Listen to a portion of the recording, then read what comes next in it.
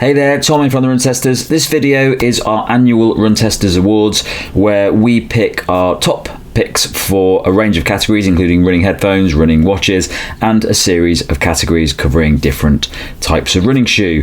This is also available as a podcast, so if you want to listen to this, then maybe don't watch this video and listen to the podcast version. Right, let's dive in and see what we picked this year.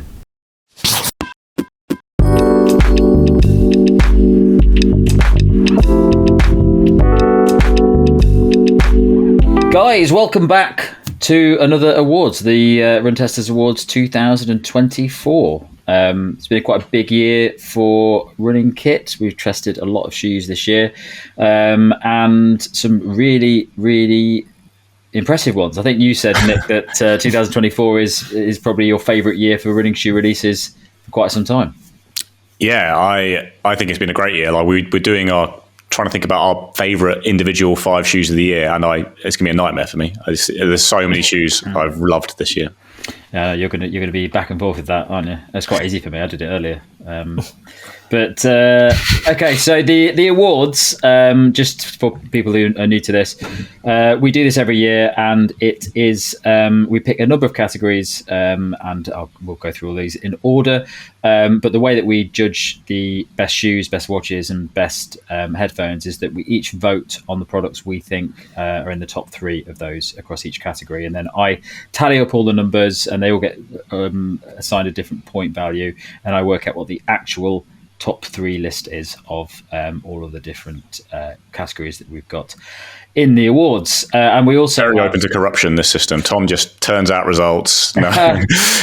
Well, you'll see that it's not corrupted this year because none of my shoes are winning, or what you'd expect. And then we also have the audience award, which is where we gave all of you an opportunity to vote on what you thought was the best running shoe of 2024. When we're talking about the awards 2024, we're talking about things that were released in 2024. So there were some people that commented and saying picture shoes that were about 6 years old, which I've discounted from this. So some interesting awards to come up. So let's dive in and do the first category.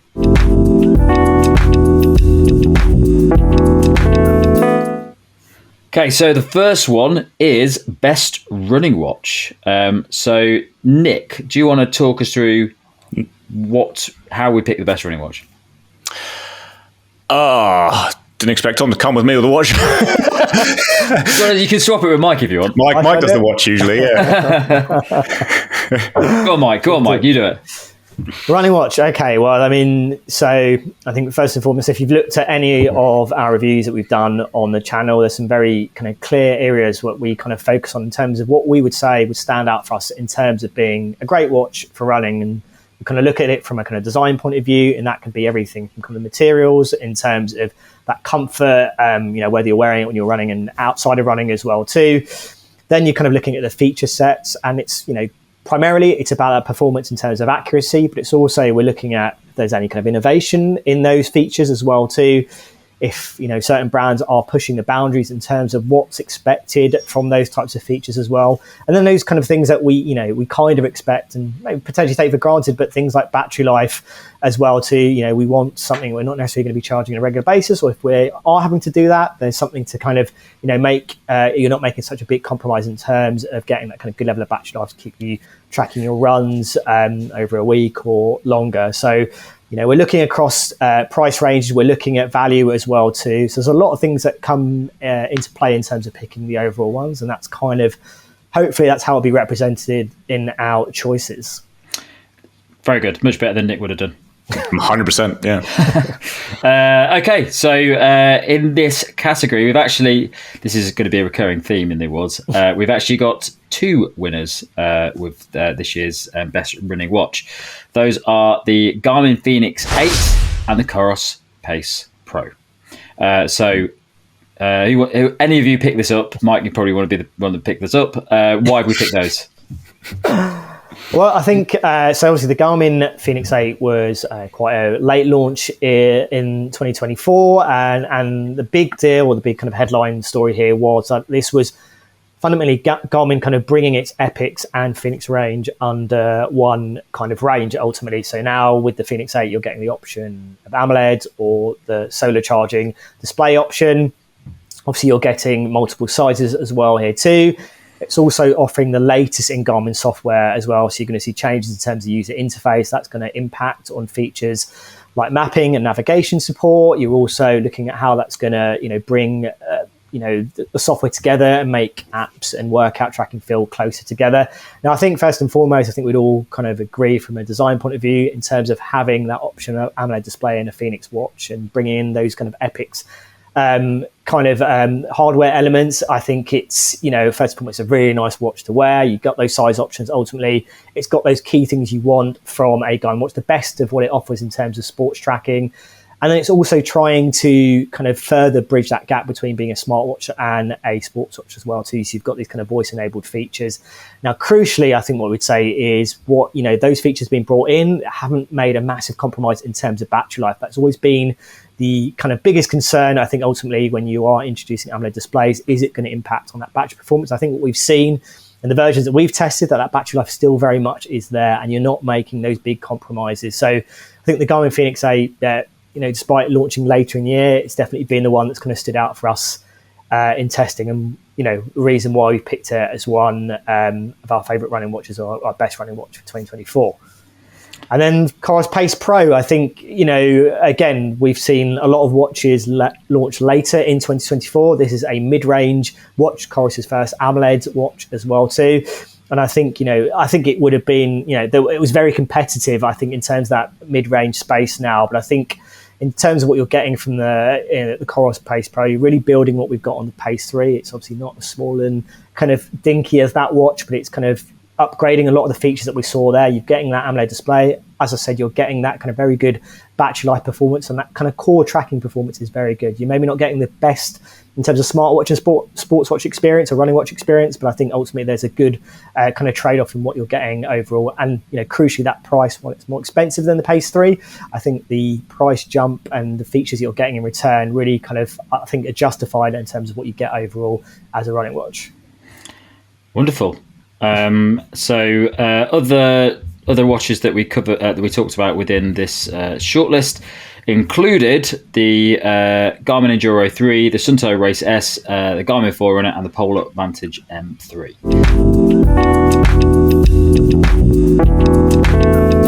Right, let's go on to the next one. That is best running headphones.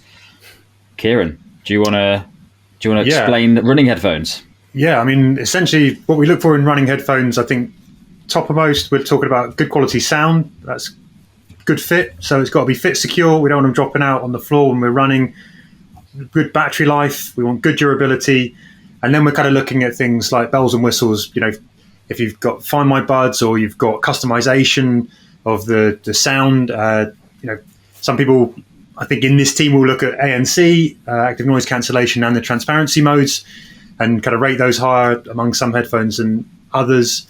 And yeah, we're just looking at a good sort of all-round package that comes in at a price that offers value. Okay, so there was a very clear winner in this category, and that was the Jabra Elite 8 Active 2s. Why did we pick that one? I haven't tested these, so I don't know why we picked this one. So we've tested them, but I don't think we've put a review up. But we have. No. The same as last year's. Yeah, they offer the same kind of fully well-rounded package as we got last year, and that's they won the award last year for very good reason. They've got for me personally, they've got great fit, security. They stay in really tight. They're really comfortable to wear. There's a good competitive battery life as well in them. You're getting kind of around 14 hours, I think, without ANC. That drops to 8 hours with ANC. It's an extra 32 in the case. So the overall kind of package of battery life there is really solid. I think the app experience and the features and the customization is up there with any headphones you can get. So there's just lots of tools to change the sound profiles, personalize the sound profiles, to sort of tweak and store your own sort of sound profile settings. The sound quality, it's nice and balanced. You get kind of good rich sound. For me, packs a lot of big kind of big punch. It's got that kind of top volume loudness that you look for in a good set of motivational running headphones. The durability is good of the buds and the case as well. You get durability in the case, which means it's sort of super portable. If you want to take it out on runs, you don't have to worry about that case getting damaged. Most of the buds in this category tend to be sort of rated for waterproofing, but the cases are often not. And this is one area where it stands apart. I think, what else have I missed? I think just basically the all-round package of the Jabra Elite 8 Active 2 are really good. The one thing I will say actually though is that the price has jumped up a bit, and that's some improvements in the active noise cancellation and the transparency modes. There's some improvements with this generation that factor in the kind of, there's extra mics for call quality, all those kind of things. I think if you're not too bothered about those things, actually last year's award winners would still be recommended on a deal, but we feel those things have improved enough to make the second generation the award winners this year as well. Okay. They are always in deals as well. So that is one thing with Jabra. And we're still saying this because Jabra are likely to discontinue their consumer headphones, right? But it does seem like they're going to be supported. So I don't think we have to worry too much about buying them. I think that's fair to say. Mm-hmm. Yeah. Okay. And the runner-up for best running headphones was the Apple AirPods 4, which I never tried. So, why did that get the runner up? I'm really pleased it's got it because these are like my favourites. I didn't know you guys liked them as much as me. I think it's just Nick. They just fit my ears so well. I don't get on with in-ear headphones very rarely. The Jabras do fit my ears actually, but yeah, the AirPods 4 just fit my ears. So I love having a partially open headphone because it means you can hear your surroundings quite well. They sound really good for a partially open design. They have surprisingly useful ANC for a partially open design, so I use them when I'm traveling. They're the only headphones I really use now for everything, and yeah, I really like just the fit and everything. So I'm very pleased they've ended up getting runners up. But someone else must have voted for them. It can't just have been me. I mean, I've got them in. I have got them in. So the other ones that appeared in that list were the Shocks Open Fit Air, the Shocks Open Swim Pro, Bose Ultra Open. What are they called? Ultra Open earbuds. Good headphones, very good headphones. And the Sunto Sonic.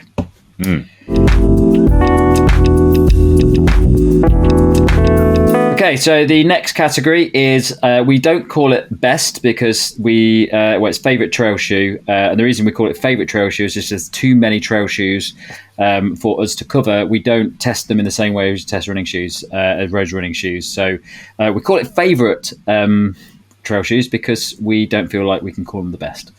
So this one is another interesting one. Who wants to pick up trail shoes? Yeah, I mean, I'm happy. For us, and in this category, a trail shoe, I think fundamentally has to the kind of trails that we're running on here when we're testing are often slightly tamer. If you're out in the kind of mountains of Colorado or in the French Alps, it's going to be a very different experience. You might want something that's slightly different to this, and this is why we've got favourite. And I think we're looking for a shoe that can cover 80% of your trail run. So we're looking probably at slightly slower paces rather than the sort of fastest top end kind of lightweight speed trail shoes. We want something that's going to deliver really good, reliable grip, going to be good and comfortable over the long haul. It's going to be nice and durable, good price. I think just those kind of things. We're always on kind of rollable. We're always on kind of running. No, runnable is the word I'm looking for. We're always on kind of runnable trails, rolling hills rather than rolling. Stuff. So that's, we're looking for shoes that can kind of tackle that and light off-road running. So there you go. Okay. So on this list, hold on, I've just clicked something wrong. Right. So on this list, we had a pretty clear winner, and that was the Hoka Speedgoat 6. Why is that? Lovely shoe. We've used this on quite a range of terrains. I think I took this out to Gran Canaria. I've used it on some soft stuff as well. It's just an easy shoe to recommend, and a shoe that would be the trail shoe I would buy. It does everything I need it to do. It's pretty lightweight, it's comfortable, it's reliable grip, it's got a pretty supportive upper. It will do the job in all conditions. I feel pretty good about it. I remember just running down a hill in Gran Canaria, and quite a steep hill, and I don't go down hills very well. It's not really my thing. And I just thought, this shoe is just going to catch me, basically. It's very reliable, it's going to grip well. And I think you can do pretty much everything in this shoe. It's very versatile. The only thing I have really against it is it's quite similar to the previous model, and that might be available in a deal. But I just have never disliked a run or found that the Speed Goat doesn't grip for me or is uncomfortable. It always seems to do everything really well. Very good. Glowing review. And the runner-up was another Hoka shoe. It was the Tecton X3, which I imagine is for quite similar reasons. It's a wild shoe, though. That's a really bounce. I mean, that's, I think, one of the first trail shoes to me that really felt pretty wild and crazy and bouncy, a bit like the Adidas did last year. But yeah, I took this for a long run in Scotland, and it protects the legs, I think. So that was a big thing I noticed about it for me. Like, I felt so good the next day compared to how I normally feel when I did. I think I did about 1,700 meters of climbing and descending in that run, and that's just not what I do. So normally I'd be in tatters for a week, and I felt fine. It's so protective. It's a bit wild though, right? Kieran, you know this is wild. Yeah, I mean, I think this is a really great shoe for attackable kind of racing trail. So I often do a race called the New Forest Marathon, which is a big mix of road to trail, but all of it's pretty flat. It's, you can really go at it on this particular race, and it fits that bill really nicely for me. If I get to anything too steep, I find it a little bit too energetic. More skilled runners can probably cope with it better. But that's, if you've got a piece of trail that you're going to go and run that you can run all out, then I think this shoe works really well. And in my head, I've got the kind of thing where you might be thinking, do I run with a road shoe or do I run with a trail shoe? Those ones that if it's dry and hard, you can get away with a road shoe. This shoe will excel on that trail. And yeah, it's also got that mountain pedigree. I think, like you say, if you're a skilled runner, I think you can do a bit of everything in this. I think actually I believe, from what I understand about it, the Hoka Tecton 3, the one that's the consumer edition, is a bit tamer than the prototype that has been used to win UTMB. I think they made it less soft, right? So it's probably I think I think the formation of the speed of the carbon plate is slightly more aggressive. I think, and they've kind of reined that in a little bit to make this one a little bit more accessible for everyone else. So it's not, well, it is probably targeted at, as you guys have kind of said, at more kind of skilled and kind of more challenging trails. I think it probably is going to make it, this design is going to make it more accessible to more trail runners, I think. Nice. Cool. Okay. Cool. And other picks that were in our shortlist were the Asics Metafuji Trail, which is something that a few of us have been testing. Asics Trabuco Max 3, Saucony Zodus Exodus Ultra 3. Zodus. How dare he? Zodus. Merrill Agility Peak 5 and the Adidas Terex Agravix Speed. You know what's glaring in this omission? And I want to almost shout, stop the steal at this point. It's got its own category. Okay, the Merrill Morflight Award. The Merrill Morflight Award for being the best Merrill Morflight of the year. Okay. Yeah. Okay, so the next award, Nick, you can do this one because you seem to enjoy explaining the difference between this names in this category more than anyone. Is only the race shoes. Best all-rounder / daily trainer. Well, we didn't explain the difference, did we? We had a long fight about it, if I recall. It was, but what did we say in the end? It was like we did one event. We wanted a Venn diagram. We were all agreed on that. The all-rounder was if you had one shoe that could do everything. Daily shoe was your training. So an all-rounder is a daily trainer, but a daily trainer is not necessarily an all-rounder. Yes, is that what we said? Yeah. Anyway, we did a video on the best all-rounders recently, and all of our winners popped up on this. Basically, yeah, it's a shoe you can do everything in. It works both as a standalone shoe, like a rotation killer, a shoe that you can do every run in. It's fast enough for speed sessions and racing even, but it's comfortable enough for easy runs. It's great for cruising around in, great for long runs.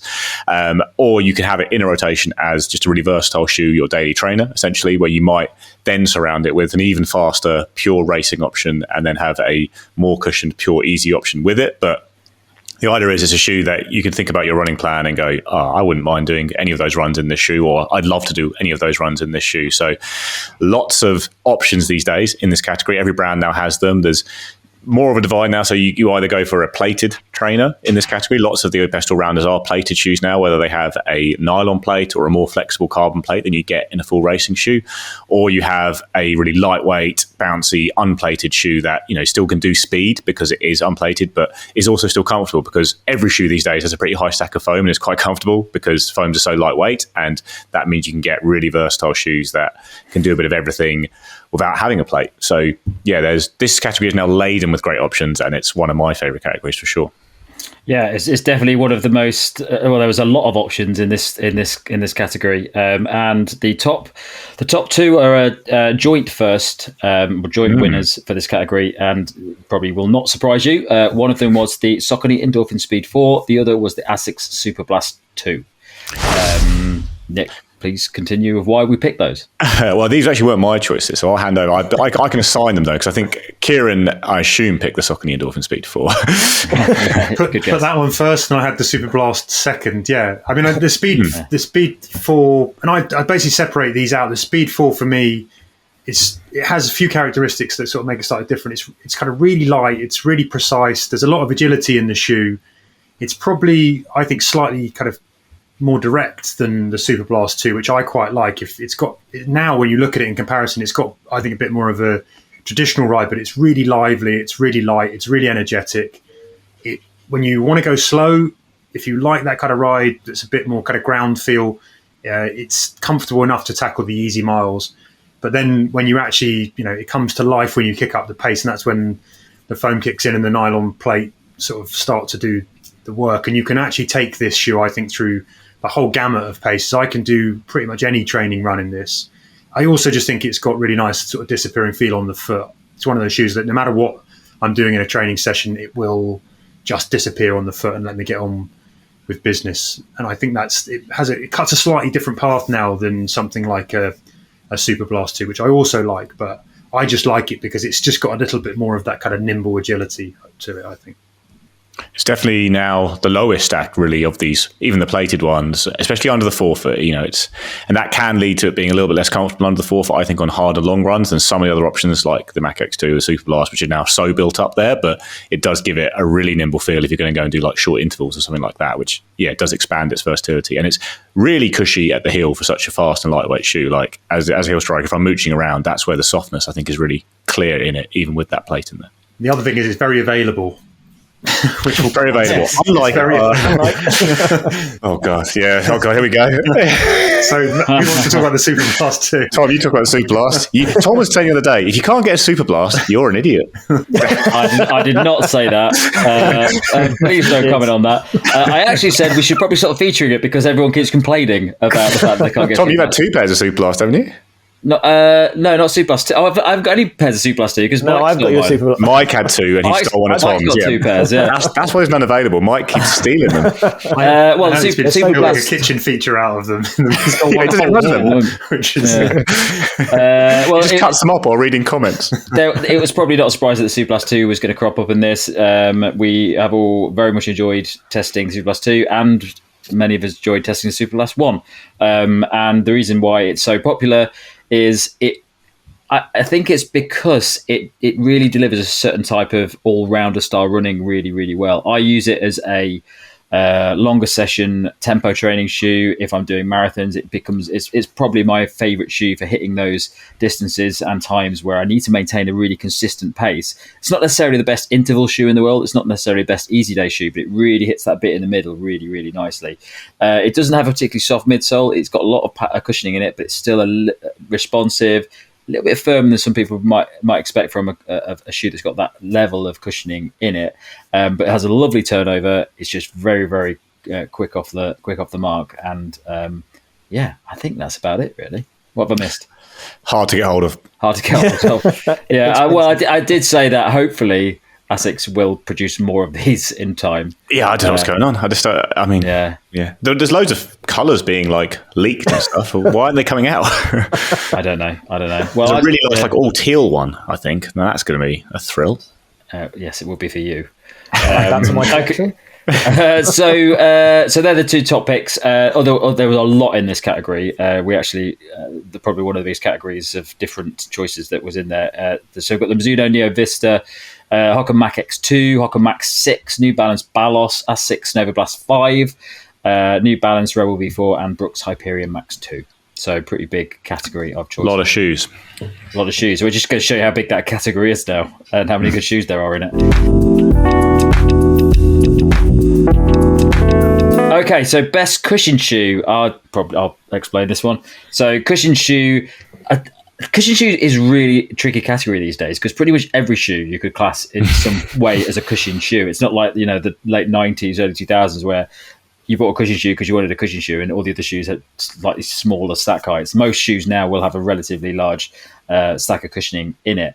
The cushioning how we classify a cushion shoe is normally a shoe that's not specifically designed for like race day and faster training. It's a shoe really designed for ticking off the miles, more about comfort and easy runs, maybe a bit more longer runs, but they're really shoes that are focused on comfort and cushioning as opposed to, the Super Blast, which is a pretty max cushion shoe, but we wouldn't put that necessarily in cushion shoes. I know Kieran would because he did.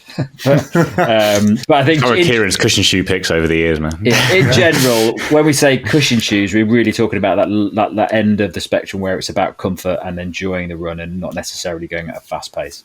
I think that's fair to say, isn't it? Super Blast 2 is great for that, though. Let's not do this again. I got the blame last time. You can't be the instigator, Kieran. And the winner Please is... refer back to the previous video if you want to hear us arguing about that. So this another category that was massive. There are so many shoes in this category now, with many brands releasing their max version of quite a lot of their range. So the top two picks in this, the joint winners in this were the Brooks Glycerin Max and Saucony Hurricane 24. So these are two quite different shoes, actually. So you got the Brooks Glycerin Max that came out fairly recently, and that shoe is obviously a new development of the Brooks Glycerin line, but it's actually quite a different shoe. There's quite a big stack of cushioning in there, but Brooks is very much always focused on their shoes having a good level of stability in them. So it's quite a nice, stable max cushion shoe. It's got a relatively soft midsole in it, but you still feel like you've got a nice, firm hold on the ground, and it's not wobbly or anything like that. And it's actually, as a result, it's a relatively balanced max cushion shoe. I think you can. It's not a fast shoe, but it's definitely a shoe that you feel is more sitting in that sort of daily realm necessarily than a really slow, easy day shoe that you can often find. Is that right? That's right. There's one problem with it, though. You wouldn't get married in that shoe. No, I tell you what shoe you would get married in. The Saucony Hurricane 24. Only one man can talk about this shoe. Yeah, go on, Mike. Go on. Talk about your wedding shoe. Best shoe for weddings. Well, that's the next category coming up. I think I probably speak for all of us. I think this has been a bit of a surprise shoe for us. I think for me, the Hurricane, I think the first, this is a kind of mild stability shoe. That's kind of its focus.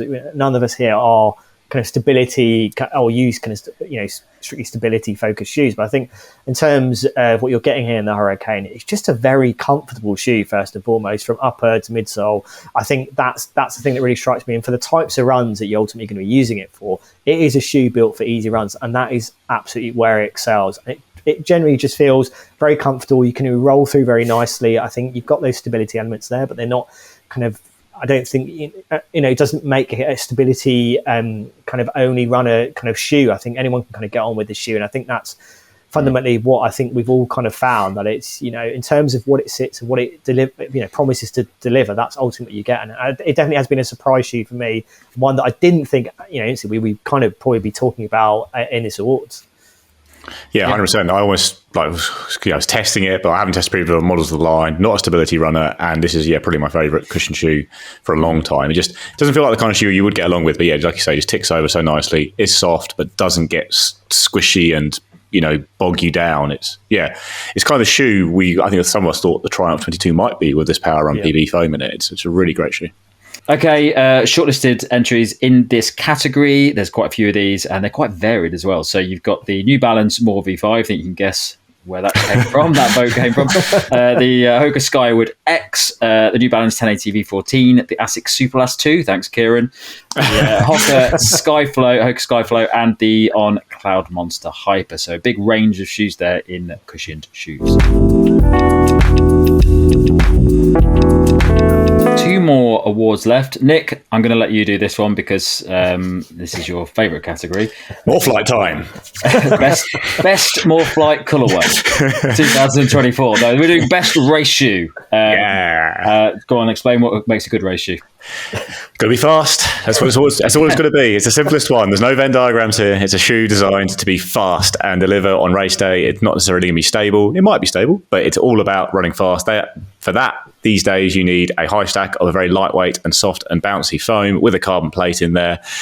Trend this year has definitely been to seeing some shoes move a lot lighter than we had in the past, and that's, I think, a really welcome trend for me because you're still getting these huge high stack shoes, but they are now more lightweight and still delivering all that protection now you've come to expect from a race shoe. And yeah, they're great for every distance. You might have a bit of a difference between your 5K shoe and your marathon shoe, but really I don't think there is that difference so much anymore. There's just a load of really, really good shoes, and every brand pretty much now, maybe with the exception of Brooks, has delivered a top-class racing shoe that can really compete at the top level. And for now, I think a lot of this now comes down to personal preference. I think we actually all have quite a similar preference, which suggests that shoe actually maybe is still a bit a cut above. But overall, if you find a shoe from the brand you like and it's a carbon plate racing shoe, you're probably going to get a pretty good shoe these days.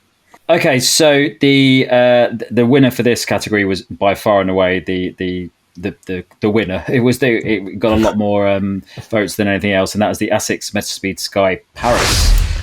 Why do we love that shoe so much? PBs, we love it. That's right. Kieran and I got marathon PBs. Kieran's got at least one other PB in it. I've got a half marathon PB in it, and just works. It's the full package. Like I say, it's under 200 grams in my size. It is a full stack shoe. It is comfortable over any distance. I've run the London Marathon in it, did my half marathon PB in it recently, and it's just great. It's just really great, Tom. I don't know what to say. It's also been a bit more durable than I expected. I'm about 250k into my pair, and it still feels just as bouncy, even if the heel is deteriorating a little bit, as you expect from Asics super shoes, where they don't cover the heel if you're a heel striker. And that's what I mean. It's like a fully modern super shoe in that you're getting that protection, you're getting that bounce, you're getting that propulsion, but it's super light. So at the end of a race, when you start to feel a bit heavy-legged, the shoe is not adding any weight there. It's just a bit of everything.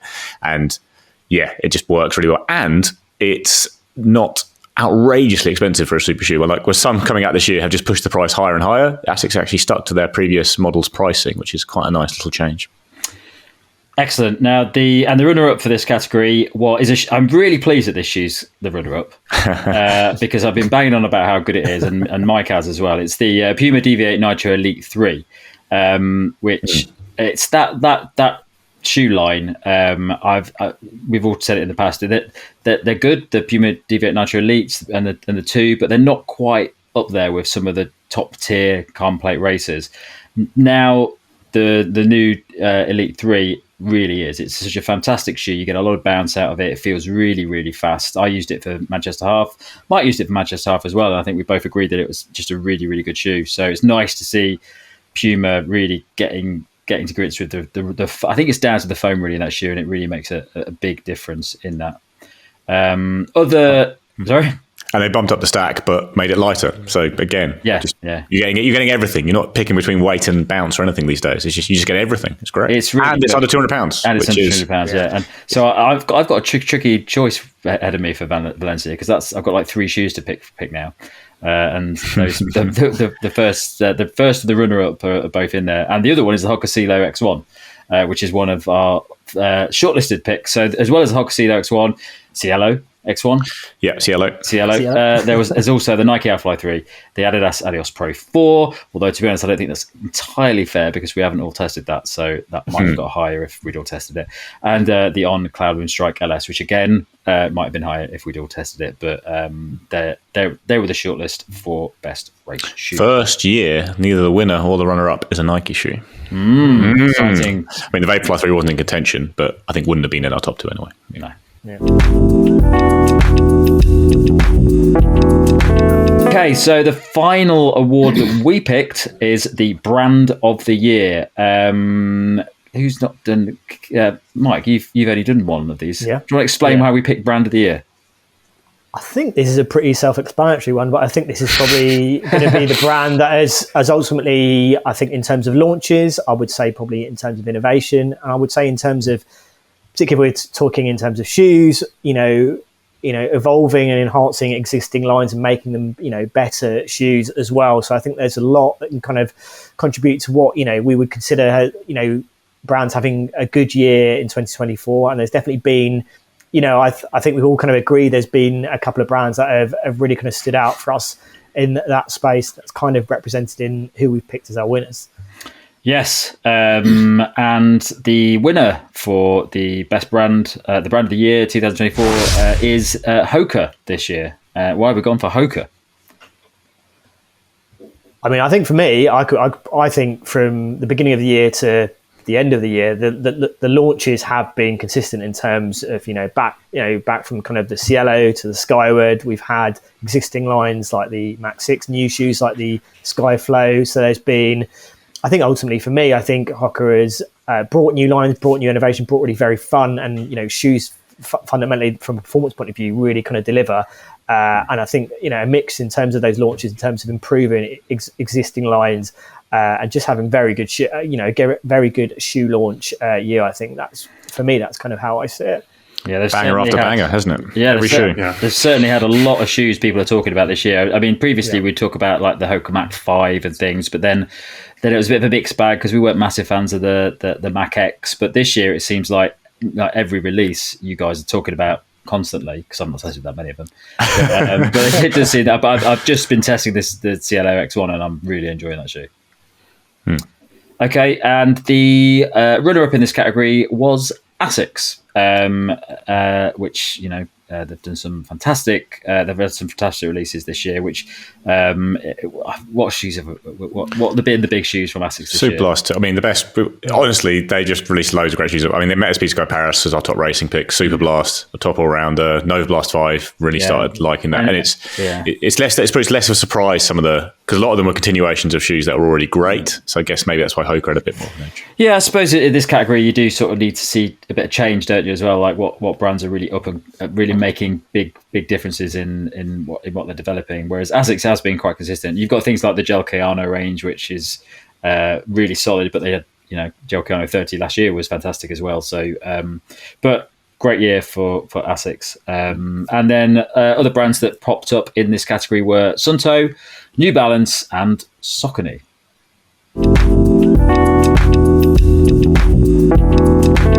So the final award is the big one, the Audience Shoe of the Year. Now this is, we basically open up this category to all of the audience on YouTube, on Instagram, and we ask for their top shoe of the year.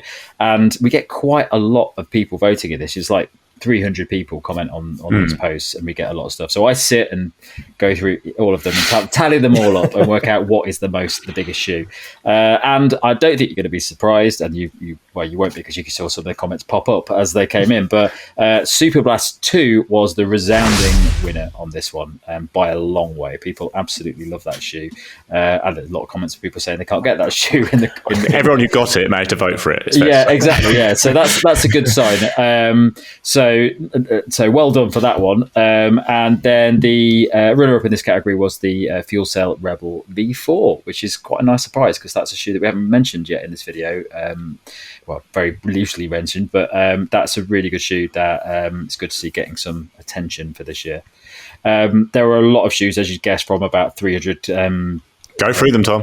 I'm not going to go through all of them. Go through all the comments. But I mean, most of them are the ones that we've mentioned already in this video. So a wide range, but Asics Super Blast 2 gets it this year. Right, so great year for the awards. Some excellent shoes, some excellent products all round. Kieran has disappeared because he's so happy that the Asics Super Blast 2 won the audience award. He's gone for an easy run in it. He's gone for an easy run in it, and then I think he's going to go buy some champagne to celebrate. So that's it for another year on the awards. Thanks a lot for watching or listening to this if you're listening to the podcast version of it. And we'll be back very soon with another review video, probably, on the channel. Makes sense. Catch you guys later. Bye. Bye.